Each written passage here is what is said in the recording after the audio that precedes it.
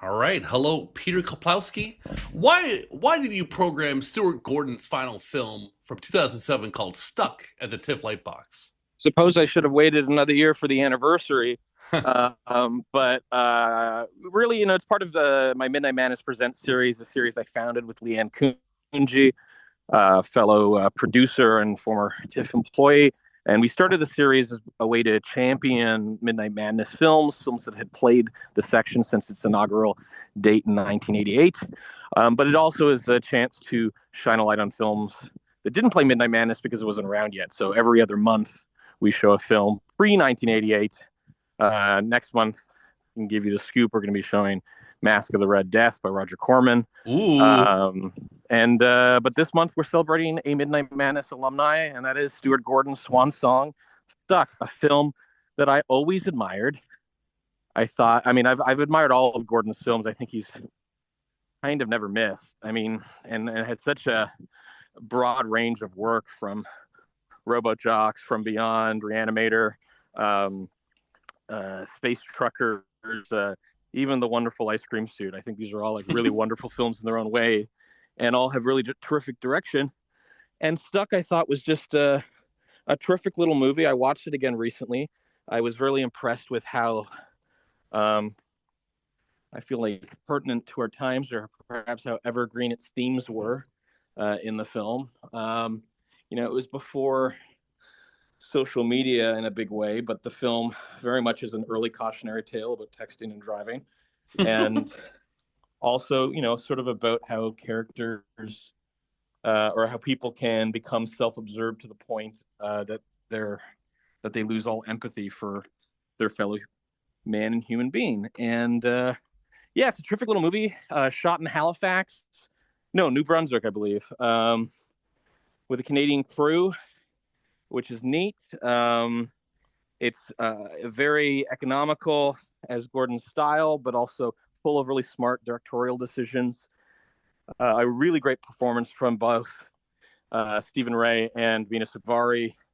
And yeah, just a lot of little nice details in the film. I mean, even the fact that at one point, this for the uninitiated, this is a movie based on the true events, the unfortunate true events about how a woman ran over a homeless guy, got him impaled in her windshield, and then too afraid to face the consequences, drove the homeless man and her car back to her garage, where he unfortunately died. This movie imagines a more cathartic trajectory for the homeless guy. But there are little details, like at one point in the film where the homeless man is able to raise, Stephen Ray's character is able to raise the alarm and almost get some help from the neighbors of Mina Savari's character, who plays the unfortunate hapless woman. And they're new immigrants, and they don't want to get involved because they're so terrified that they could get deported. And the fact that that was on the top of people's minds, almost 20 years ago, goes to show just how little we have come, certainly in America. All right. Okay. And so I also enjoyed Fortress. That's the one by him I don't think you mentioned. Oh But yeah, Fortress is one of my favorites. I mean, they're all great, really. I mean, like, I kind of defy you to pick a bad Stephen King, or I mean Stuart Gordon movie. I mean, maybe I know some people don't love Edmund or think it was flawed, but there's people who go to bat for it, and I just think all his movies are always made with, I think, very judicious and smart decisions. all right, but the two that people talk about the most are definitely Reanimator and From Beyond. So are you team Reanimator or From Beyond? I mean, I love them all. It kind of depends what I'm in the mood for. I mean, I have become decent friends with the lovely Barbara Crampton, and so certainly she's fantastic and From Beyond. Um, and yeah, but I don't know. I mean, it kind of depends on what I'm in the mood for. I mean, both have like just terrific performances. They're so funny, and Brian Usna producing ensures that they're going to be soaked in glycerin and latex and blood and hero syrup. So they're just a total hoot. All right, so I just got the TIFF industry membership. I'm new to this though, and so how many Midnight Madness screenings year round do you do with the Lightbox? Oh, so you got the TIFF like year round membership? We Yeah. do it every other month, so Okay. six a year. Wow. So we'll have we just did Larry Cohen's Bone in when was it in February, and we're doing Stuart Gordon's. And it's interesting, Larry Cohen. It was his first film that we showed, Bone, and now we're showing Stuart Gordon's last film. Mhm. And then to commemorate Roger Corman's 100th birthday, what would have been his 100th birthday, which just happened in what will be happening this month, actually in April. But in June, we'll be doing Mask of the Red Death. Very exciting. All right. So six a year. All right. And I wanted to ask you about Midnight Dankness because I've enjoyed that over the years. Is this officially an annual event? I mean, we've done five of them now. I mean, it probably is. Last year, I was intending not to do one, and at the very last minute, I was like, I have to do it, so I pulled it together. I expect to do something again. Okay. Lovely. Good to know. How satisfying was the success of In a Violent Nature for you? And what can we expect from In a Violent Nature too? Nature was truly a miracle situation. I mean, it was a film that all of us, myself, the director Chris Nash, my fellow producer Shannon Hamner, our cinematographer Pierce Dirks, our editor Alex Jacobs, really the whole team.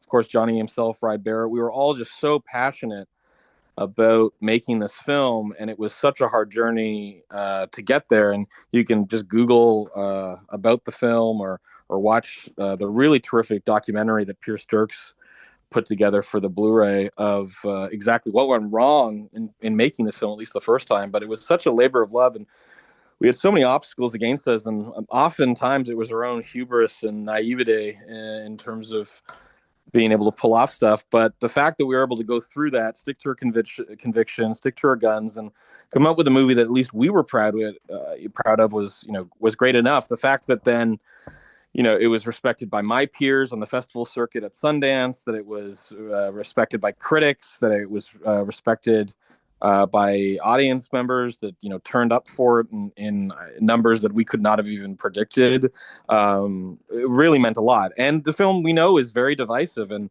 I'm totally at peace with that because I think we knew we were making something that was not a straight down the middle traditional slasher. That in some ways we were making perhaps the most platonic and traditional slasher one could ever make. I mean, at times I don't think we really have reinvented the wheel. We've merely used the wheel in a different way. And for the sequel, I mean, we're really trying to do more of the same. I mean, what I've been telling people is you can expect more kills. If people loved the yoga kill, well, there's about 4 kills that I think are in the similar tonal register as that kill. So there's a lot more going on in this film in that regard. But I also expect a different experiment. We've been keeping a bit tight-lipped about it, but if you look at the trailer, you'll see that some of the perspectives are unique in the trailer and not necessarily what you saw in the first film.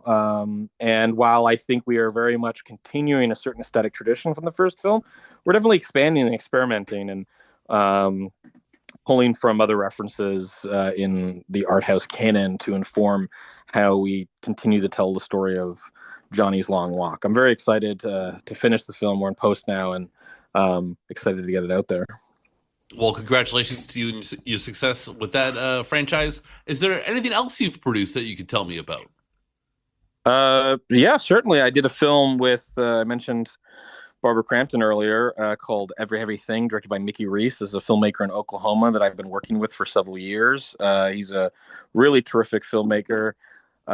We made a few films together: Country Gold, uh, Agnes, and Climate of the Hunter. This is our fourth official collaboration together, Every Heavy Thing. And it's very much him riffing on the aesthetics of Brian De Palma. So if you're a fan of movies like Blowout and Dress to Kill, and a good old fashioned Jallo, you'll have a good time with Every Heavy Thing, which is I kind of refer to as a techno Jallo. It's like a tech noir Jallo because there's a lot of glitch art, and it's very much a movie that, while delivering a bunch of sort of typical stalker suspense thrills, it also, I think, has a lot to say about the role in technology in our lives. Would be a good double bill with Stuck, you come to think of it. Very nice. What is the success of the TIFF Midnight Madness featured film Nirvana, the band, the show, the movie, mean to you as a programmer and Torontonian? Oh, I mean, I think it's great. And it was. I mean, frankly, it was already successful before it even came to TIFF. I mean, it had a great premiere at South by Southwest. People loved it. It sold to Neon, and I was just very happy to give it its hometown screening, and to see that audience continue to remain enthusiastic for the film and come out again, to Cineplex. So it's wonderful. It's wonderful to see. There's a lot of really cool stuff happening in the Toronto film scene, not just with Nirvana, the band, the show, but also Chandler Levack's Mile and Kick, Sophie Rambari's Blue Heron. I just saw a terrific movie by Alex Lowe named Permanent Tourist that premiered at Montreal Critics Week, and I just saw it at the Paradise as part of Eastern Promises, $1,000 budget, shot on an iPhone movie that I really think is one of the best Canadian films I've seen in the last few years. Really, really just terrific stuff. So it's exciting. And I think hopefully inspiring. I'm certainly inspired by the success of Nirvana, and I hope to see more Toronto stories. Are you looking forward to attending the Cannes Film Festival in May? And will you be stopping by the Fantastic Pavilion again? Oh, absolutely. Always. Yeah, I love Cannes. There's always, I mean, it's the most important festival for TIFF programmers in general. It's, a lot of us go to Berlin, and Berlin's a terrific festival as well. But oftentimes the meetings there are about films that we're going to see, but they're not really ready to be shown to us until around Cannes. And when Cannes ends, that's when we start making decisions.